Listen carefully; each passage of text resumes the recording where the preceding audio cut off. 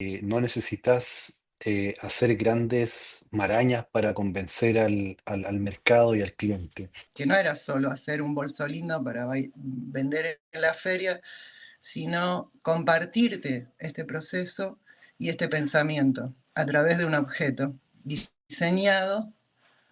Lo digo que es como un cuento de ciencia ficción porque es como que estabas en otro planeta. Imagínate ir en un desierto. Es muy similar al planeta Marte. Segundo, que no esté al grito de ninguna tendencia. Es algo atemporal. Es un saco que puedo usar 10 años y no tengo... También está... Bienvenidos al podcast de Universo Mola, el movimiento internacional de moda sostenible latinoamericana. Esto es Hilando Voces. La moda ya no puede pensarse como algo que empieza y termina en una prenda. Este mes hablaremos de circularidad, una forma distinta de diseñar, producir y entender lo que usamos. Porque ya no alcanza solo con crear, también hay que pensar en todo el recorrido. Desde los materiales que se eligen hasta qué ocurre cuando esa prenda deja de usarse. ¿Qué implica diseñar pensando en el final desde el inicio? ¿Y qué significa realmente que una prenda vuelva a entrar en el sistema en lugar de convertirse en un residuo? Para abrir esta conversación nos acompañan dos voces desde distintos lugares de Latinoamérica. Desde Chile, Franklin Cepeda, fundador y gerente general chileno de Procitex, especializado en el desarrollo de soluciones de reciclaje textil, con una trayectoria orientada a transformar residuos de ropa en aislantes térmicos para la construcción, impulsando modelos de economía circular y reutilización industrial. Y desde Argentina, Verónica Cordero, diseñadora y emprendedora, fundadora de La Polilla, enfocada en la reutilización textil y el diseño de desecho cero, con una trayectoria orientada a resignificar prendas descartadas a través del upcycling y la reconstrucción textil desde una escala artesanal y humana. Esto es Hilando Voces, un espacio conducido por Jerónimo Jiménez y Valentina Gamaleri. Bueno, Franklin, muchas gracias por aceptar una entrevista para Universo Mola. Primero, lo que siempre hacemos es que nos hagas una introducción sobre vos, a qué te dedicas y demás, por favor. Mi nombre es Franklin Cepeda, soy el fundador de Procitex Chile, fundador y gerente general de la empresa actualmente. Bueno, genial. Bueno, de la lista de temas que vamos a hacerte algunas preguntas, no más de 20 minutos duraría, así que, bueno, de la prenda al sistema, diseño y moldería circular. Podemos decir que llevas como 15 años y contando transformando residuos. ¿Cómo logras convencer a un mercado tan tradicional como el de la construcción de que un aislante hecho de ropa vieja es técnica y económicamente mejor que uno tradicional? Mira, siempre cuando tú tienes un producto certificado, un producto de calidad, no necesitas hacer grandes marañas para convencer al mercado y al cliente. Nosotros estuvimos mucho tiempo desarrollando el producto y en esa preparación y en esa creación, obviamente estaba incorporada la certificación. Entonces, vuelvo a recalcar que convencer al mercado lo da la certificación y la demostración de calidad. Actualmente tú puedes comprar un producto, un aislante de fibra de vidrio, de lana de roca, pero cuando tú comparas nuestro producto con la fibra de vidrio, nuestro producto es térmicamente mejor, tiene una menor conductividad, eso quiere decir que hace un producto altamente aislante en relación a la fibra de vidrio. Y cuando tú esto lo demuestras, cuando tú le muestras al cliente que tú lo puedes tocar en relación a la fibra de vidrio, ¿cierto? El cliente queda sorprendido y ese convencimiento viene solo después de mostrarle el producto y todas las certificaciones que nosotros tenemos. En lo que es la moda circular siempre se piensa en hacer más ropa con ropa vieja. ¿Por qué crees que es clave que industrias como la construcción empiecen a absorber los residuos que la moda ya no puede gestionar? Mira, la respuesta es bien simple. Lo que pasa es que si tenemos el problema de la ropa y querer solucionar el problema del consumo de ropa con más ropa, nos estamos dando vuelta en el mismo problema. Entonces, eh, hay varios factores. Uno, el tema de la ropa, que es muy caro. Es muy caro volver a transformarlo en hilo. Está la problemática de la polimaterialidad para convertirlo de hilo a hilo a nivel mundial.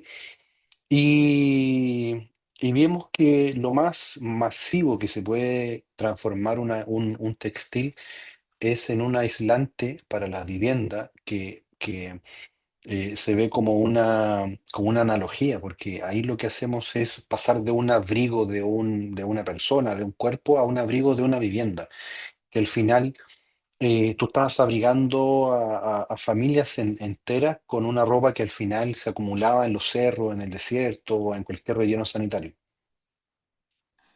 Perfecto. Y bueno, pudiste ver con tus propios ojos lo que es el desierto de Atacama, tapado de ropa, que a mí la verdad eso me sorprendió mucho. O sea, yo acá en Argentina lo vi, pero como hay como más entre los árboles, pasto, ¿viste? Sorprende mucho que en un desierto que no hay nada, literal, caiga todo ahí. Para vos, cómo fue ese proceso mental de decir, esto no tiene que ser una prenda, tiene que ser un panel para aislar una casa? ¿Qué te llevó a decir eso? Mira, primero es como un cuento de ciencia ficción, es como al llegar a este vertedero textil, que de hecho fui yo el que lo descubrió y lo sacó a la luz. Lo digo que es como un cuento de ciencia ficción porque es como que estabas en otro planeta. Imagínate ir en un desierto. Es muy similar al planeta Marte, eh, muy seco, roca, arena, ¿cierto? Y vas caminando y ves como a lo lejos en un valle, ves múltiples colores como de un paisaje que no corresponde a ese,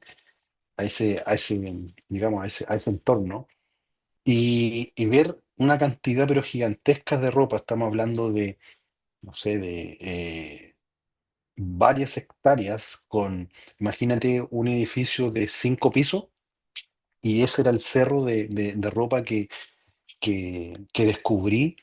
Y primero preguntarse por qué llegó ahí y de dónde viene, porque a pesar de que yo viví casi toda mi vida en Iquique, es donde está la zona franca, por donde ingresa esta ropa. Y desde chico uno sabía que ingresaba ropa usada por zona franca, pero pensábamos que toda la ropa usada que llegaba se usaba o se vendía, y otra tal vez llegaba a algún relleno sanitario, pero, pero ahí nos dimos cuenta de una realidad que estaba sucediendo durante muchos años para atrás. O sea, ese era un basurero muy oculto donde se estaba transformando en el camino fácil de todo este residuo textil que no se podía vender porque estaba roto, porque era una talla muy grande, o porque tal vez había tanto consumo o se importó tanta ropa usada que ya no tenía dónde, si no se vendía, se botaba. Fue impactante encontrarte con un mundo diferente de algo que no pertenecía a ese entorno. Me imagino. Y bueno, ahí me abriste una puerta de lo que serían los ciclos de vida, lo que es la durabilidad y residuos. ¿Vos sentís que cambió algo en la industria desde que descubriste ese vertedero hoy en día? Mira, no lo digo yo.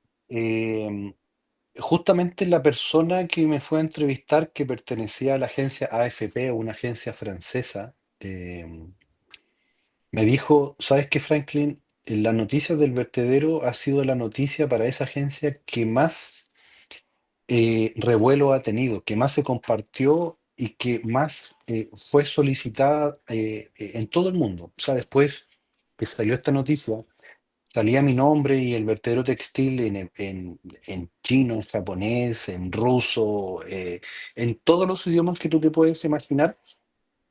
Y lo que me dijo al final, el año pasado, esta misma periodista me dijo, Franklin, nosotros estamos postulando a un premio internamente por esta noticia porque la plana editorial piensa que desde ese momento que se reveló el desastre en el desierto de Atacama, fue como que fue el comienzo de la conciencia ambiental del tema textil, porque yo me puse a pensar y realmente antes de ese vertedero textil como que no se hablaba mucho de los basureros, no se hablaba de lo que pasaba en África, que era algo muy similar a lo que pasa en Chile, pero como que no estaba tan presente el desastre que producía el fast fashion. Entonces sí, yo creo que después de esa revelación de lo que estaba pasando en el desierto de Atacama, yo creo que fue un comienzo a nivel mundial de que había que hacer algo, empezaron a moverse algunas leyes. En Chile también se empezó a hablar, empezó a salir en la televisión y se empezó a hablar que algo teníamos que hacer y siempre ponían de ejemplo el desierto de Atacama. De hecho, yo he estado en algunos seminarios y charlas en otros países en Europa y siempre sale el desierto de Atacama. Y desde tu opinión, ¿qué es más urgente hoy? ¿Diseñar productos que duren 50 años o crear la infraestructura necesaria para procesar millones de toneladas de ropa que, bueno, ya están dando vueltas, lamentablemente? Mira, yo creo que ambas, pero ahí la respuesta va a tener otra lógica, porque no sacan nada con tener prendas que duren más si te la vas a poner solamente una vez. Porque de hecho nosotros nos hemos encontrado con prendas que conocemos la marca, conocemos que son hechas para durar, sin embargo, no tienen uso porque nos llegan con etiqueta o tú ves que el uso ha sido muy poco. Entonces, yo creo que la respuesta no es que empecemos a diseñar prendas con mayor duración o que se ensucien menos, que es como lo que se habla de la circularidad textil desde el origen.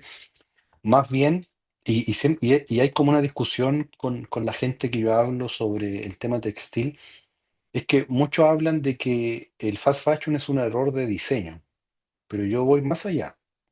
Yo lo tomo como en fases. Y la fase anterior al error de diseño es el error de consumo.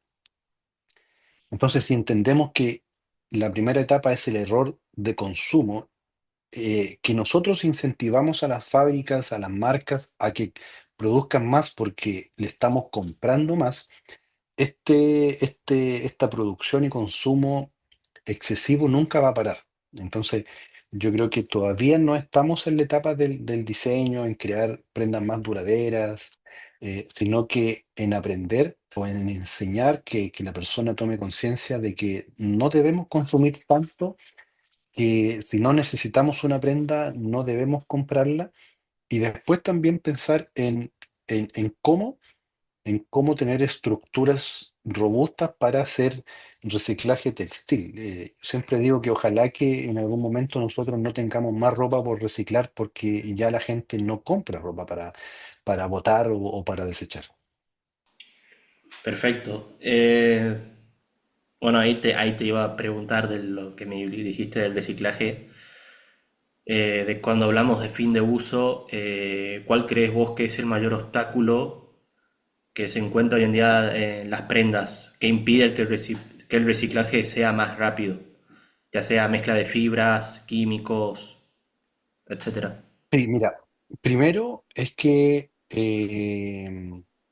las prendas no están hechas para reciclarse, están hechas para vestirse, están hechas digamos, para mostrarse, ¿cierto?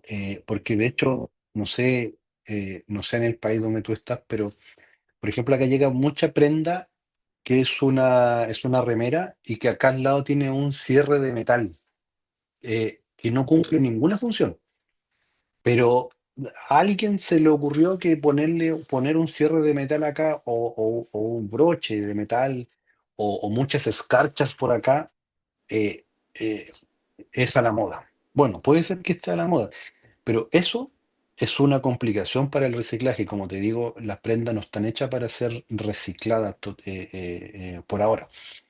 Y lo otro, y que yo creo que lo más importante es la polimaterialidad de las prendas, porque como te decía, si es que tú quieres pasar de hilo a hilo, tienen que ser, actualmente la tecnología tiene que ser del mismo material para tener una fibra más, digamos, eh, más compacta, de mejor calidad. En el caso de nosotros reciclamos todo tipo de materiales y cualquier tipo de mezcla, pero es un tipo de reciclaje que es el reciclaje mecánico que hacemos nosotros, pero si quisiéramos hacer otros tipos de reciclaje, esta mezcla de prendas que últimamente incorporan mucho más poliéster, materiales sintéticos, se hace más difícil el reciclaje.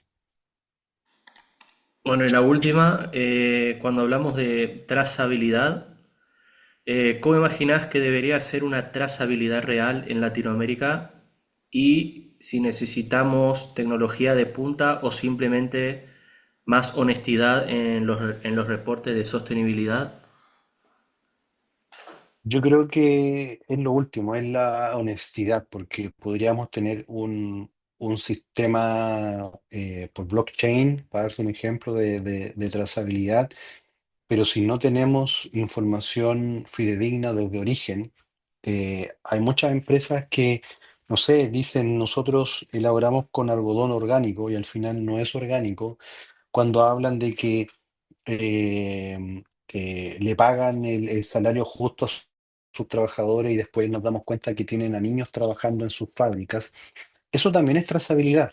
De ahí nace la trazabilidad. Y yo creo que actualmente es más algo como romántico, algo como poético decir que tenemos trazabilidad, porque la verdad parte llega a ser como más de marketing, que una empresa diga, estamos haciendo trazabilidad a nuestros procesos, a nuestras materias primas, porque no es tan real, no es tan real. Conozco pocas empresas que sí realmente están haciendo trazabilidad fidedigna, pero yo creo que actualmente, como está tan en boga el tema el tema textil, es que la mayoría de los retail, de las marcas de moda, lo incorporaron por un tema de marketing, pero no está siendo tan real. De hecho, y esto es como una frase de término, es como lo que pasa en el desierto de Atacama es falta de trazabilidad.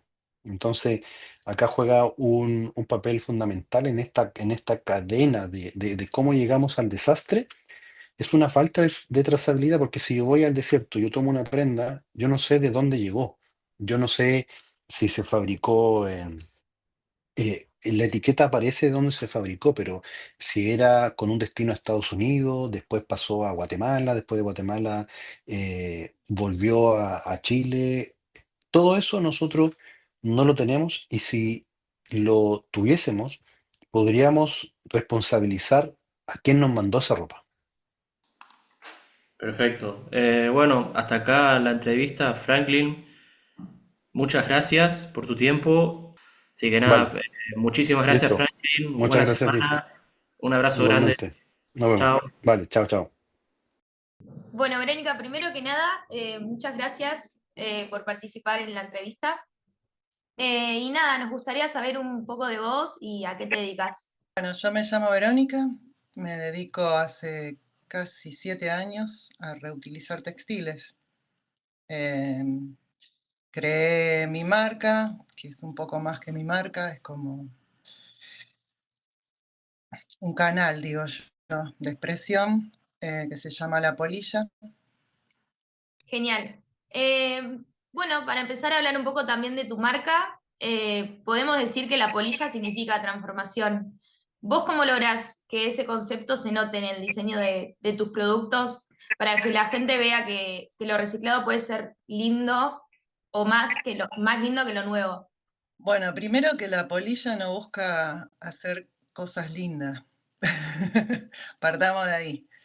O sea, el mismo, yo digo, La Polilla es un proceso en sí, porque se ha ido transformando ella misma como, o sea, muy orgánicamente como una persona, porque, bueno, soy yo la que está detrás.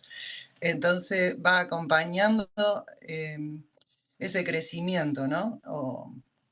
Y va experimentando. Entonces, no busqué nunca lo lindo. A lo mejor al principio, que es cuando vos recién empezás y querés vender y lo ves solo como un emprendimiento de hacer y vender, y después le encontrás la profundidad a lo que estás haciendo. Fui encontrando o explicándome el propósito a mí misma en el hacer, en el transcurso. También aprovechando todo el feedback que hay, ¿no? Entre el cliente o el que observa y yo misma, hasta dónde podía llegar. Entonces por eso digo que es un proceso constante. No busco la belleza. En realidad el propósito que más me interesa es encontrar que el diseño resuelva un problema.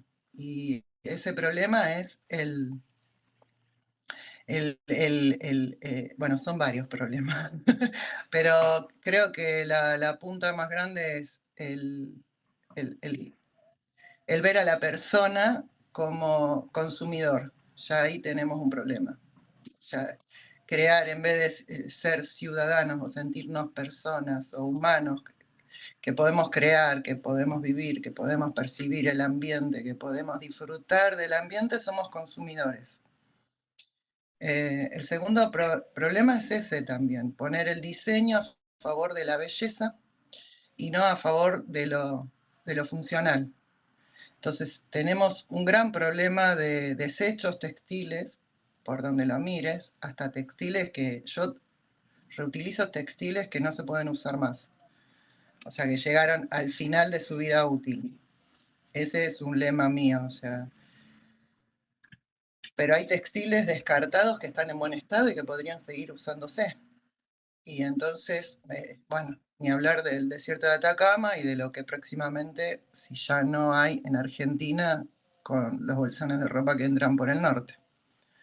Entonces, como que es tan amplio el tema, que la polilla se tuvo que ir transformando y aprendiendo de todo eso que nos pasaba en la realidad, que no era solo hacer un bolso lindo para vender en la feria, sino compartirte este proceso y este pensamiento a través de un objeto diseñado con ese propósito.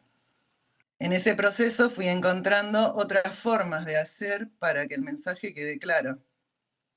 Y también para aprender yo de mi misma actividad y crecer en ese conocimiento. Para que ese proceso de diseño sea eficiente en mi meta de decir desecho cero. Si no, lo que estoy diciendo es mentira. Entonces digo, hay que poner el diseño en función a el material y el uso. No al crear el diseño y después a ver qué tengo y lo voy a utilizar. Así que, bueno, en ese camino estoy como modificando también en este momento ese proceso, ese diseño, esa forma de ver la etapa creativa y poner en función a lo que yo quiero lograr, al objeto, bueno, ese es el desafío, o sea, es darlo vuelta al diseño, ¿no? De textil que generalmente comienza con un figurín, una idea, un material, bueno, para mí hay que darlo vuelta, hay que ver. Bueno, el material, 5 jeans, por ejemplo, bueno, ¿qué etapa va llevando de prendas hasta que termino en cero desecho? Para que en mi taller no se produzca. Y después veo qué hago con esos recortes que no sé para dónde ponerlos. Y bueno, estoy escribiendo como elaborando esa parte y poniéndola en práctica. Y es posible. Esto es porque yo digo, nunca imagino que un trabajo así puede ser una industria. En un punto me preguntabas cómo no perdés la parte artesanal de haber empezado en feria a llegar a la Asociación de Moda Sostenible. Y digo, es que no, nunca lo pensé que esto puede ser escalable a nivel industrial. Esto es algo artesanal porque no deja de ser una persona trabajando. eh, o sea, o pueden ser dos o tres, pero digo, es una escala humana el del trabajo. La pieza es única. Es imposible en esto trabajar en serie, porque ya el material ya que tengo es irrepetible. Cada jean que viene tiene un agujero en un lado, una tela hecha de una manera, con otra composición. Entonces es imposible pensar que se pueda trabajar en serio. Desde la moldería, tal vez sí, yo trabajo en moldería tradicional, aunque esté incluyendo la zero waste, ya no sería para la reutilización. La tradicional me deja moldear más con recortes y pedazos. Pero la idea es esa, toda la parte de diseño, ponerla en función al material que tengo, acotarlo. 4 jeans, bueno, se produce un buzo, un bolso, una cartuchera. Resultado, no tengo material sobrante. Entonces, ese es un desafío que me impuse yo, me estoy imponiendo, porque creo que se puede lograr medir y diseñar en base a eso, al resultado cero. Y que aparezcan prendas, ¿no? Y que, bueno, después sean sostenibles económicamente, que tengan un circuito de venta y todo eso, pero nada, creo que vale la pena ser coherente también con su propósito, con lo que uno piensa desde la práctica, porque si no es como que queda todo en mentira, como en chamullo, en palabras, y no en realidad. Y hablando un poco de los ciclos de vida y fin de uso, de la durabilidad de las prendas y demás, vos en tu De las que emprendimiento evitás que mucha tela termine en la basura. ¿Qué sentís que es lo más importante para que un objeto dure mucho tiempo? ¿La calidad de la costura o el cariño que el cliente le toma a la pieza? No, desde mi lado, bueno, el trabajo artesanal me permite hacer una costura con tiempo. Con tiempo y ya te digo, al usar moldería tradicional, eh, yo vengo de la escuela sastrera, entonces primero la prenda queda bien al cuerpo, a los cuerpos, donde incluyo no solo talles, sino que muchas veces, un 50% de mi trabajo es personalizado. Me piden algo, un producto, un bolso, un pantalón, y saben que les va a quedar con una hechura bien al cuerpo. Segundo, que esa persona que viene ya sabe a qué yo me dedico, entonces trae su propio material. Muchas veces quieren rescatar una prenda o que siga viviendo una prenda que ellos están encariñados por algún motivo. Y eso es maravilloso, porque yo ya trabajo con un respeto al recuerdo, a la memoria que tiene esa persona con esa prenda. Y la durabilidad pasa por eso. Primero, que calce bien. Segundo, que no esté al grito de ninguna tendencia. Es algo atemporal. Es un saco que puedo usar 10 años y no tengo... También está en el pensamiento del otro, ¿no? Que no están buscando tendencias, sino un objeto único de diseño, exclusivo para su cuerpo, que les quede bien. Y otra, que al trabajar de esta forma, artesanal, lenta, consciente, bueno, las costuras, el cuidado, la moldería, todo es con tiempo. Todo es con tiempo. Y después también hay mientras lo van usando, mira, Vero, necesito que me modifiques esto porque o quiero cambiar este pedazo. Bueno, vengan al taller.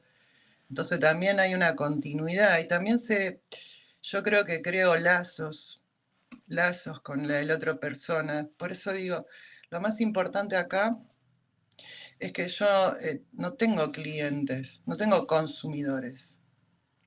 Yo estoy ofreciendo un vínculo y el otro también crea ese vínculo con la marca.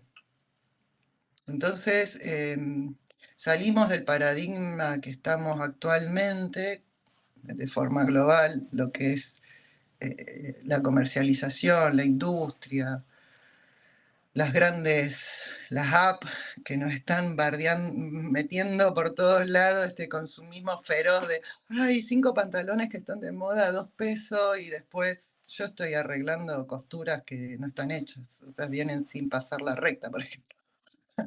O le queda mal, o le vino más grande, o le vino más chico.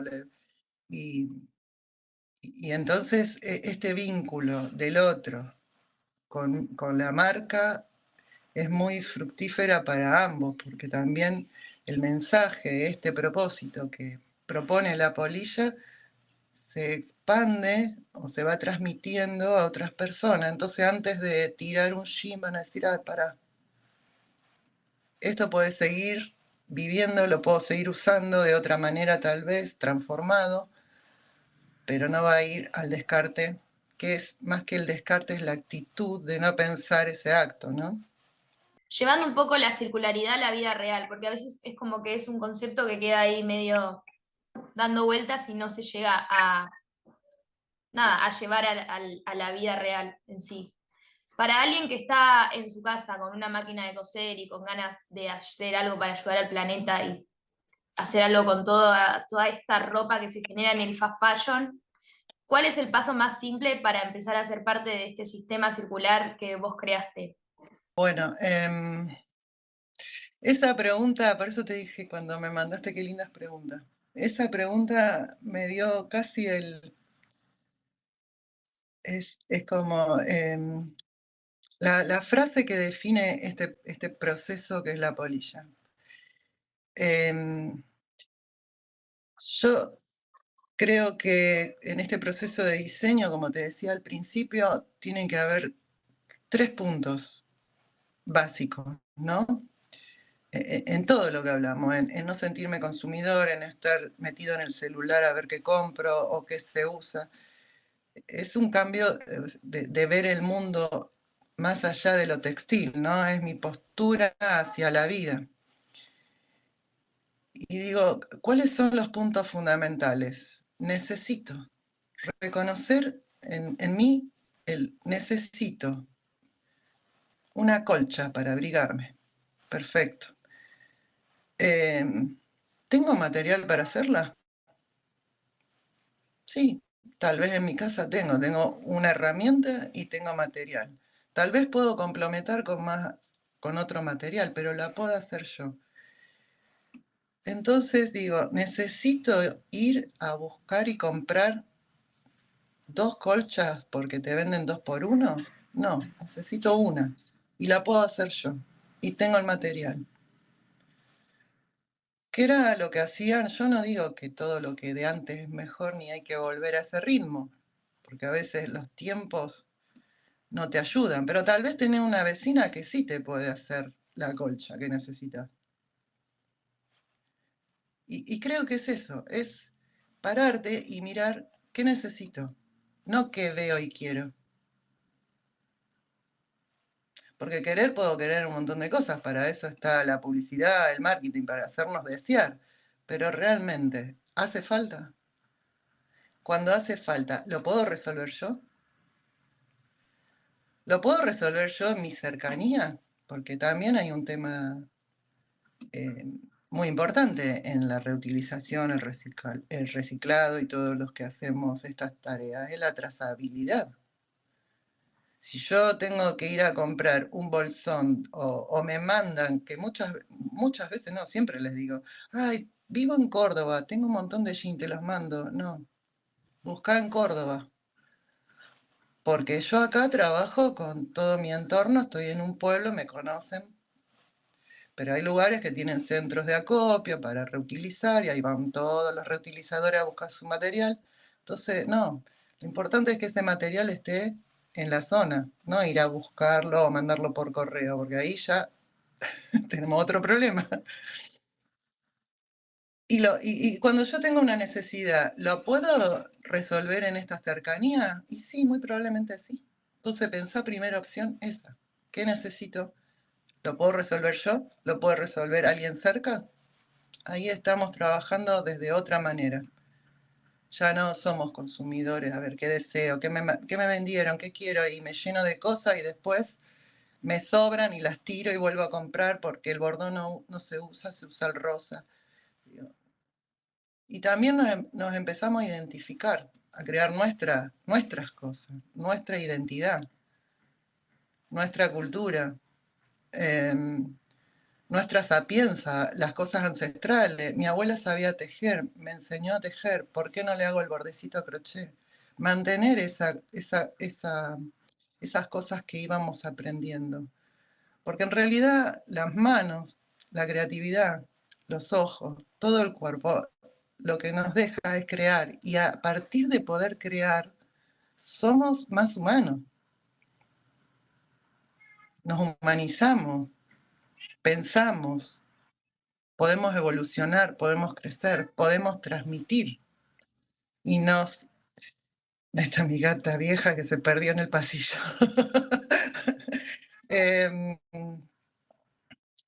Yo creo que pasa por ahí, y de valorar lo que somos, no solo lo que tenemos, sino lo que somos, ¿no? A veces es muy profundo, pero por eso dije, para mí la polilla arrancó de algo interno mío. Yo no decidí un día hacer un emprendimiento textil. Yo tuve la necesidad, porque estaba en un momento interno de mucho cambio. Por eso el textil para mí se transformó en un canal de expresión.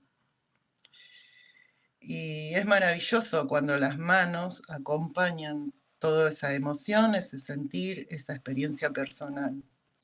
Y todas, creo, todos, en todas partes de Latinoamérica, de Argentina, del mundo, tenemos tías, abuelas, madres, que nos han transmitido conocimiento en crear, en hacer, en cubrir necesidades de abrigo, de lo que sea, de acompañar un nacimiento, de regalar, ¿no? Entonces digo, ¿por qué no preservar eso? ¿Por qué no preservar eso que es la historia nuestra que tanto nos hace a nosotros? Súper interesante todo.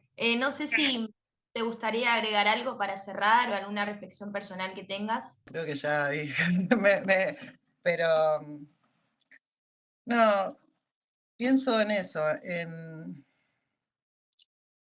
que como emprendedora podés, la decisión que tomes para emprender está todo bueno. Ahora, cuando trabajas en la revalorización, en la reconstrucción, en el propósito, como vos decís, tan grande de mejorar el mundo o no dañarlo más de lo que está, creo que hay que prepararse, hay que incluirse en estos grupos que nos vamos fortaleciendo y compartiendo conocimientos, de no quedarse en lo lindo, sino en qué puedo dar y cuánto más puedo dar, porque al final me lo estoy dando a mí misma. Y que la confusión, creo, porque quiero pensar que es una confusión ingenua que yo misma he tenido, de que nosotros somos la solución, los recicladores, por decirlo así, en título. Yo creo que si cuando piensan que, ya está, la polilla lo transforma y terminó el problema, y yo creo que es un error mío, me confundí. Creo que no soy la solución. Si soy la solución, está en problema el propósito. Yo creo que somos los que tenemos que estar mostrando el problema permanentemente, para que yo lo siga pensando y para que otros se incentiven a seguir pensándolo. Genial, Verónica. Bueno, muchísimas gracias de nuevo por participar. Súper nutritiva esta charla y también conocer tu emprendimiento, que mucho trabajo te debe llevar. Así que nada, un placer. Esto fue Hilando Voces. Si este episodio te resonó, compártelo y súmate a la conversación. Nos encontramos en el próximo episodio para seguir tejiendo nuevas miradas.